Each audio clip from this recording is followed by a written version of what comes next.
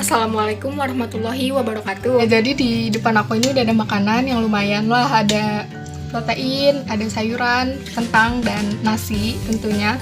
Dan di sini juga aku bakal makan ini mungkin dan sekalian ngejelasin ke kalian sedikit gimana proses makanan ini dicerna oleh tubuh kita.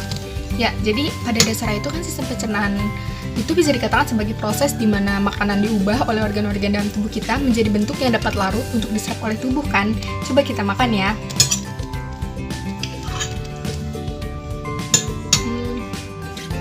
Ya, udah ketelan nih.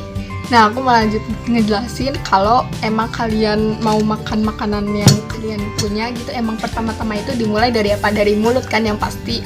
Nah, makanan yang masuk ke dalam mulut kalian itu bakal bercampur dengan air liur atau bisa disebut juga dengan kelenjar saliva nih teman-teman, yang menghasilkan enzim yang berfungsi untuk menghaluskan makanan agar mudah ditelan, dan kalian akan bertemu gigi kalian yang berfungsi untuk memotong atau menggiling makanan yang kalian makan sampai membentuk yang namanya itu cim atau kim, atau biasanya disebut dengan bubur makanan atau makanan yang sudah halus lah ya ibaratnya.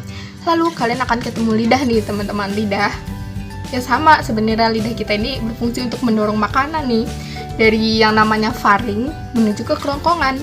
Tapi sebelum menuju ke kerongkongan, makanan ini di faring ini akan bertemu dengan yang namanya epiglotis. Supaya apa? Supaya makanan yang kalian makan ini tidak masuk ke saluran pernapasan kalian. Nah, saat mengenai makanan kalian, secara nggak sadar otot kalian itu lagi bekerja loh teman-teman.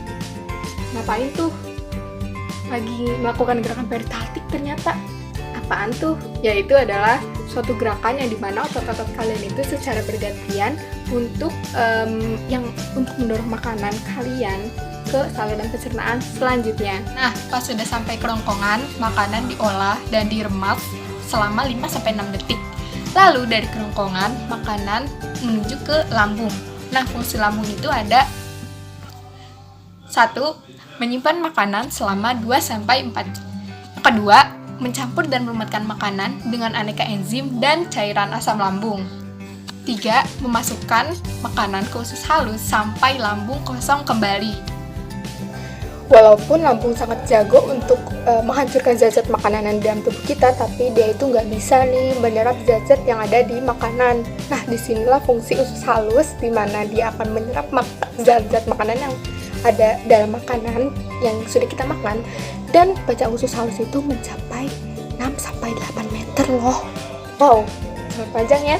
Nah, usus halus ini terdiri dari 3 bagian. Yang pertama ada duodenum atau usus 12 jari yang fungsinya itu melakukan proses pencernaan secara kimiawi. Yang kedua ada usus jejunum atau usus kosong.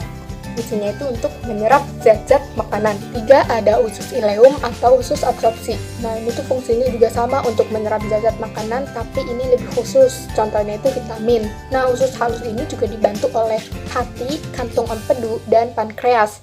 Pankreas menghasilkan enzim dan hati menghasilkan empedu. Nah, enzim dan empedu yang sudah dihasilkan itu juga sangat membantu pencernaan dan penyerapan makanan di usus halus ini loh, teman-teman. Loh, makanan kan udah hancur, terus udah diserap juga zat-zatnya sama usus halus. Sisanya dikemanain ya?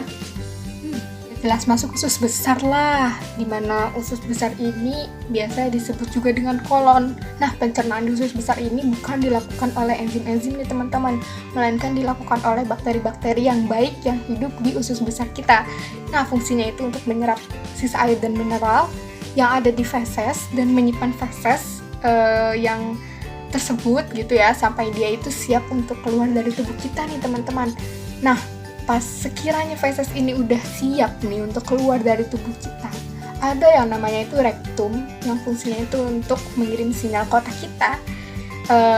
Kayak sekiranya begini, woi udah mau keluar nih gitu.